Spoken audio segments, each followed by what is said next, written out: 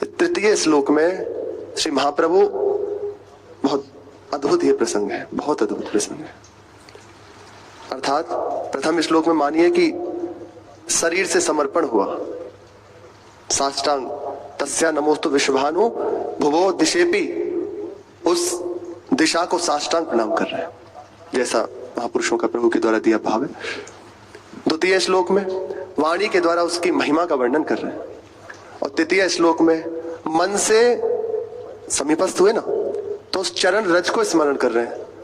तम राधिका चरण रेणु मनुस्मरामी, हम उन महारानी जो की चरण रेणु को मन से स्मरण करते हैं। कर्मणा वाचा और मनसा, यही समर्पण जब जहां हो जाता है, प्राय यहीं से समर्पण किया जाता है। शरीर के द्वारा प्रत्येक चेष्टा जो भी हो रही है वो अपने आराध्य देव के प्रति, बहुत महत्वपूर्ण बात है, बहुत महत्वपूर्ण। यदि ध्यान से सुने तो बहुत लाभ की बात है।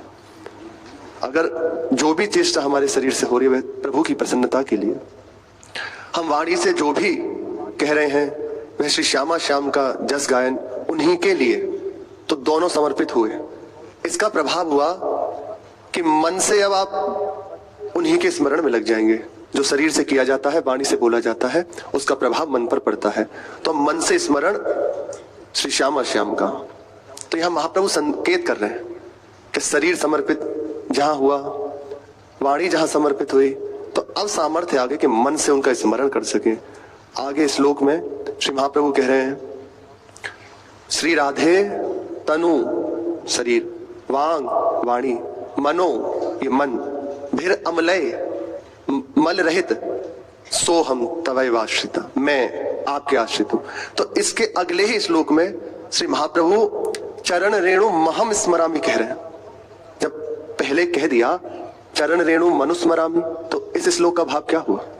अहम, मैं स्वयं, अभी तक शरीर से, फिर वाणी से, फिर मन से, अब इसका फल हुआ कि अहंकार समर्पित हो गया। जहां अहंकार समर्पित होता है, जहां अहंकार समर्पित हो गया, बस लीला में प्रवेश। ये 4 श्लोक ऐसा समझ लीजिए कि शरीर वाणी मन को समर्पित करते हुए अपने आप को समर्पित करने का भाव दे रहे हैं। इसी के बाद लीला में प्रवेश, लीला दर्शन का पात्रता हृदय में आती है। ये भाव है जैसा प्रभु ने दिया। कह रहे हम उन महारानी जो कि चरण रेणु को मन से स्मरण करते हैं। कैसी महारानी जो है? यो ब्रह्म, यो माने जो, ब्रह्म ब्रह्मा जी, रुद्र भगवान शिव, सुख भगवान श्री सुखदेव जी, नारद श्री नारद जी, भीष्म ये परम भागवत श्री भीष्म जी, मुख्य